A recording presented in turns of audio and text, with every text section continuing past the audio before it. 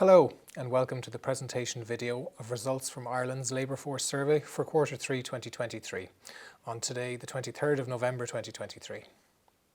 The Labour Force Survey, or LFS, is a household survey carried out by the Central Statistics Office and is the official source for employment and unemployment estimates in Ireland. The official labour market classification of respondents to the survey is based on International Labour Organization, or ILO, concepts and definitions. And you can find out more information about the survey from our website or by contacting us at labour@cso.ie. The key estimates for employment in Quarter 3 are shown in this slide. The total number of people classified as being in employment in Quarter 3 was just over 2,655,000, an increase of 4% on the corresponding quarter last year. The rate of employment for persons aged 15 to 64 was 74.1%, and that's up by 0.9 percentage points on a year ago. When seasonally adjusted, the number in employment rose by 1% on the previous quarter, that's Quarter 2 2023. Now to unemployment, and the number of people classified as unemployed, that is not working but available for work and actively seeking work, was estimated at 128,600. This has risen by 9,100 or 7.9% year on year. The unemployment rate, which is measured for people aged 15 to 74, was 4.6%, up 0.2 percentage points compared to a year ago. And when seasonally adjusted, the unemployment rate was slightly lower at 4.5%, but up by 0.3 percentage points compared to the last quarter. The overall labour force, which is the sum of those employed and unemployed, rose by 4.2% in the year, to just under 2,785,000 people. The estimated labour market participation rate for all persons aged 15 and over was 65.8%, an increase of 1.1 percentage points. And seasonally adjusted, the participation rate was 65.7%. That's up by 0.3 percentage points on the previous quarter. The seasonally adjusted estimates for both the employment and unemployment rates for the last 4 years are shown in the slide here. The employment rate in blue has shown gradual but sustained growth since the COVID pandemic. The seasonally adjusted rate at 74.2% is now at its highest rate in the series. The unemployment rate rose 0.3 percentage points this quarter from a low point of 4.2% in each of the last 2 quarters. The annual change in the number of persons by employment status is shown here. The number in employment is over 100,000 higher than a year ago, while the number unemployed has also risen by nearly 10,000, with the sum of these, the increase in the labour force, exceeding population growth in the year. As a result, the number outside the labour force, termed inactive, has fallen. In this chart, the number outside the labour force, aged 75 and over, which increased by 14,000, is shown separately to other inactive, which fell by 23,000. The chart in this slide shows the labour market estimates for males and females. There were more males in employment than females, and slightly more males unemployed than females. The employment rates for persons aged 15 to 64 in Quarter 3 were 78.4% for males and 70% for females. The chart here shows the labour market estimates according to age group. The number in employment is highest for 35 to 44-year-olds, with the corresponding employment rate for this age group at 84.2%. The number who are unemployed is highest among young people, with 46,000 people aged 15 to 24 classified as unemployed. The number of unemployed decreases as people get older. The unemployment rate for 15 to 24-year-olds, known as youth unemployment, was 12.2% in Quarter 3, while the employment rate among this age group was 49.7%. And on this slide, the labour market estimates are broken down by region. Dublin, by far the most populous region, has the highest rate of labour market participation at 67.7%. The lowest level of participation in Quarter 3 was in the Midwest region at 62.4%. The annual change in numbers in employment, unemployed and those not in the labour force for the year to quarter 3 for both males and females are shown in the chart here. The increase in employment in the year to quarter 3 was higher among women, who accounted for more than 2/3 of the overall increase of just over 100,000. Unemployment increased by just over 9,000 for men, but was virtually unchanged for women. And the number of persons not in the labour force increased by around 9,000 for men, but decreased by almost 20,000 for women. The annual changes by age group are shown in this slide. Employment increased in all age groups.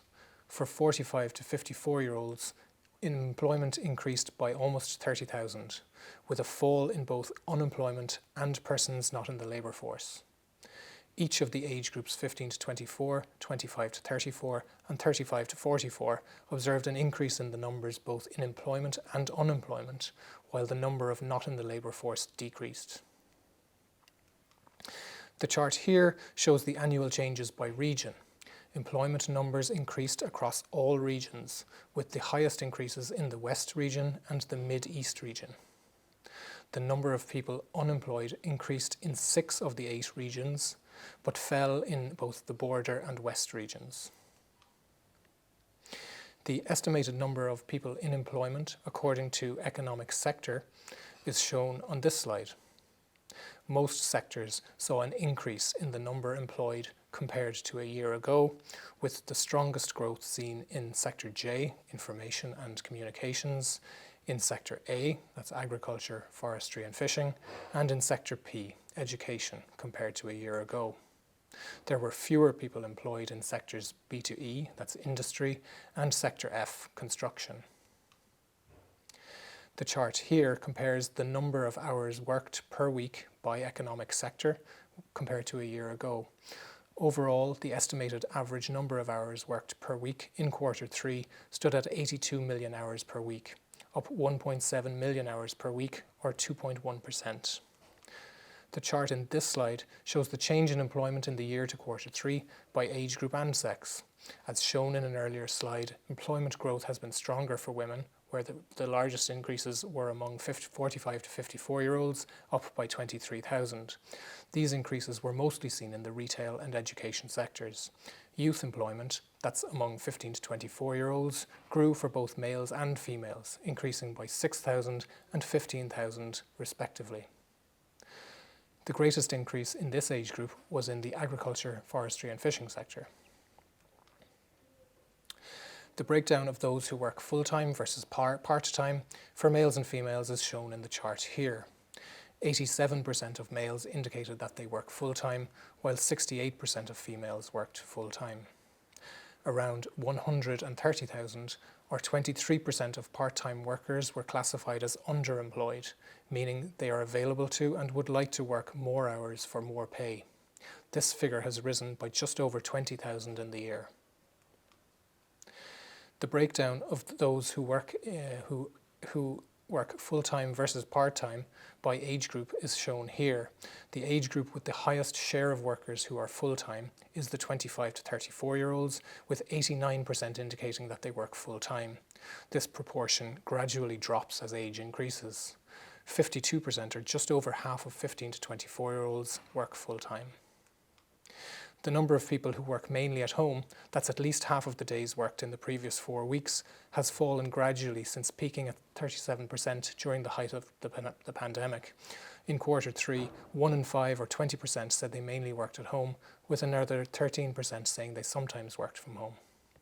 There is a slightly higher proportion of men who work at home than women, with 21% compared to 19% working mainly at home, and 14% compared to 13% working at home sometimes. Returning to persons outside the labour force, and the chart in this slide looks in more detail at those who are classified as inactive based on the responses provided in the survey. Respondents to the survey who would like to work but are either available but are not actively seeking work, or are seeking work but are not immediately available to begin, are classified as the potential additional labour force. The estimated potential additional labour force was just over 90,000 people in quarter 3.